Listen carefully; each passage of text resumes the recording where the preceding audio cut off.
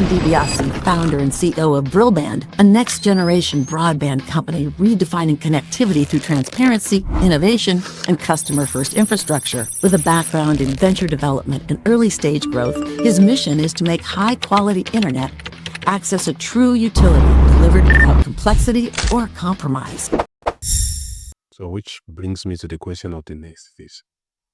Okay, before we go to the next phase, I wanted to ask, what's going to be the next phase for you after you are done with this phase? But before then, how did this phase affected you? Did it affected you in any way? Did you felt there's something I could have done? Yeah, no, it's a really, really good question. So going through that acquisition period was really hard. It was really hard. Relinquishing ownership of something that I gave everything for was difficult. And it was talking to my friends and family in detail about that, particularly my wife, just talking to her about my emotions. It was really important, because if I didn't, I think I would have exploded. I just genuinely do. I just think I would have imploded, just not exploded, imploded, right? Just because I don't know, it's there's a level of sacrifice that you've put on the line of someone to turn around and go, yeah, it's not yours anymore. That dream of that return, that, the thing that keeps you going changes a little bit. But then that was what was really important in the deal negotiation, was how do I make sure that I have something that keeps me here and keeps me motivated? I think that's really important. And there's other ways that you can structure these sorts of deals where you do maintain some ownership. The thing with me is they knew there was no one else coming, so you get pushed, and you've got to be, but you can push back, but only so much. You don't really have much leverage in that deal, in that negotiation. So yeah, it was hard, but I think it helped me. I think the way that we structured the deal with the operational control piece has meant that it's been actually from a day-to-day operation, it's not changed. What's changed is I'm not consistently raising money, and I'm actually getting to build something really cool. So we've got our customer support platform that we've built that's in-house. We call it the Brillband Kraken, like it's our technology built specifically for telco and broadband. So that's what I mean by, sorry, I should be more specific really. And it's wicked. It's a wicked piece of kit.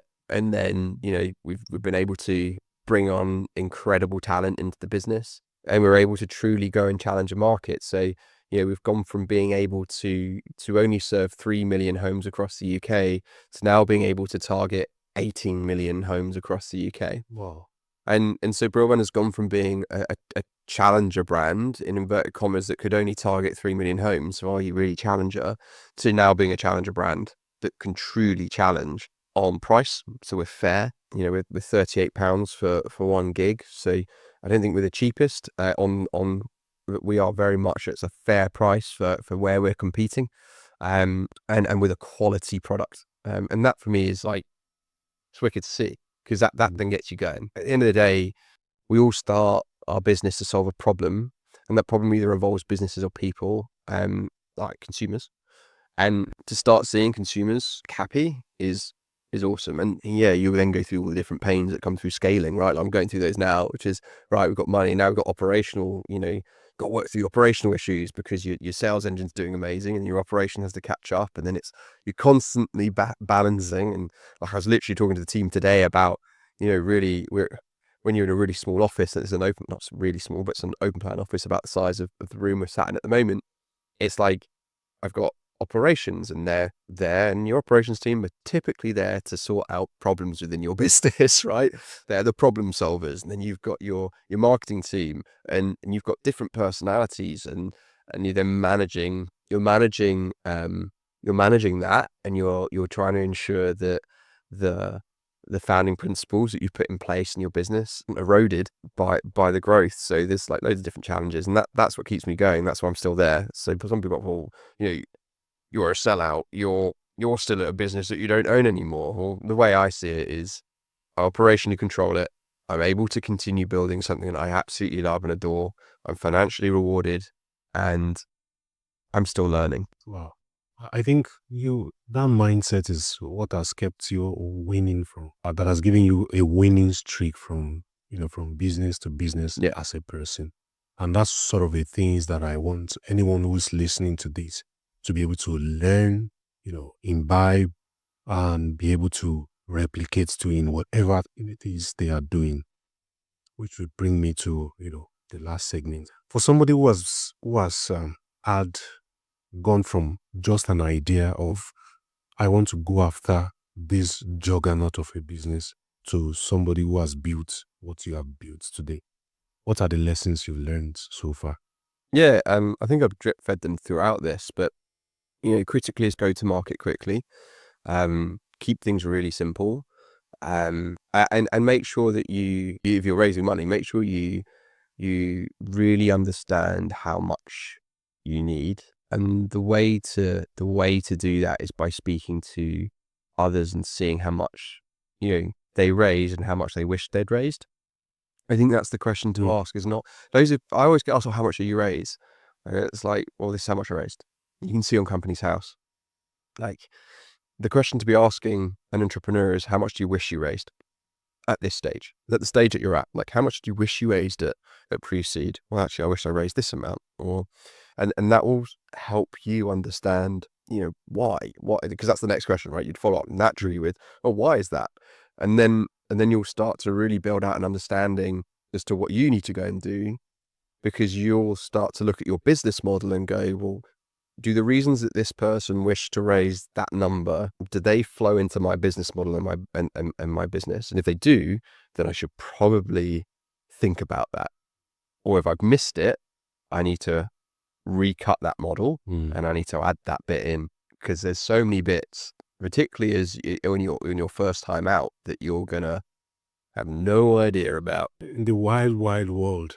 Yeah, exactly, man. Like, I think they're my key takeaways, like that I'd have is, but yeah, go to business, go to market, monetize quick. Go to market, GTM, and monetize quick. Yeah, it's simple. That's good. What can you teach me about negotiation? Negotiation. Yeah. Listen, like, genuinely listen, right? You'll typically and do your research, right? Understand the pain points of the individual that you're negotiating with. And that's from an acquisition perspective. Why is this business acquiring me? What pain do I solve them? What do I bring to the table? There's your value. Particularly in the position I was in, the business wasn't, they didn't acquire Brillband for the number of customers we have. They didn't acquire Brillband because of the brand name. They acquired us because of the solutions we were going to bring to their organization. And then if you're with an investor, I think there's more, again, slightly different because it's less recent for me. But I think with investors, it's understanding their portfolio, it's understanding what sort of return that they need to deliver. So really understand their fund cycle and where you're entering at that fund cycle. Really powerful. And look at the number of deals they've done, because you'll start to understand how much cash they still have left to invest and how much of it they need to invest in their fund cycle or in their investment window, particularly when it comes to EIS, SEIS. That can be really powerful in your negotiations. And don't just roll over. Like, I think that's a key thing, right? Is don't feel afraid, particularly in your first round, to say no. There's some term sheets you're going to see. It's very easy to just say, yeah, I'll take that, right? And you can get all excited and, whoa, someone's offered me money. But I actually look at that term sheet and get a lawyer to do it. Don't just look at it. Don't put it into ChatGPT. I know I said that. I did that earlier, right? But don't just rely on that. Seed Legals is a wonderful platform. Don't just rely on Seed Legals. You can use it to do your documents, whatever, right?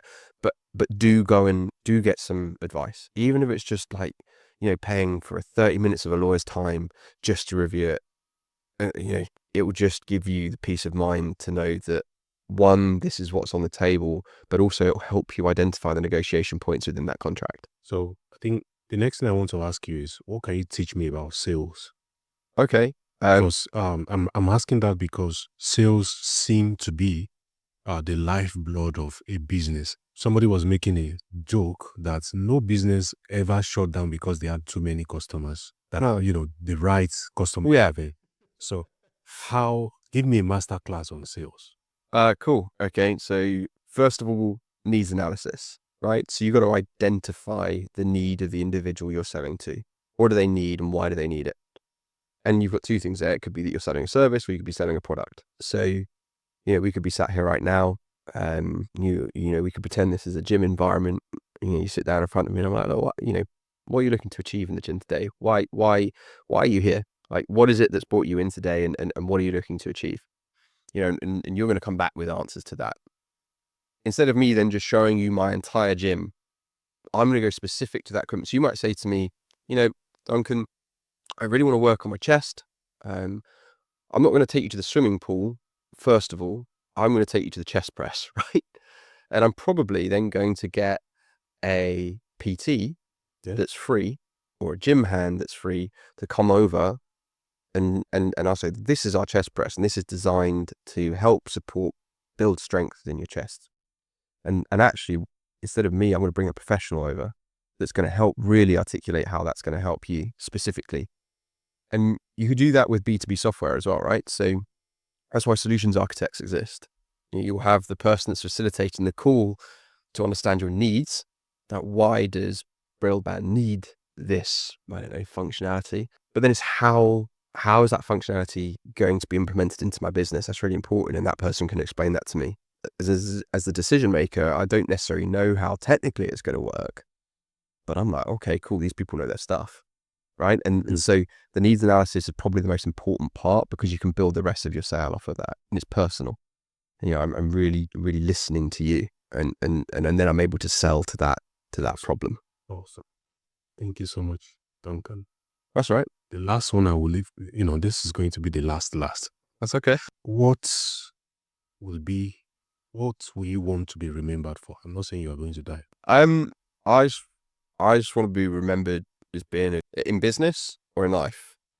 Everywhere. Yeah. So I just want to be remembered as being a good husband and father to my kids. That's the most important thing for me. In business, I want to be remembered as someone that didn't just accept, right, and challenge the status quo. And that's not being a troublemaker. That's not being disruptive for the sake of being disruptive. I want to be remembered for someone that challenged markets and championed the consumer. Thank you so much. Cool. It's been an amazing time with you.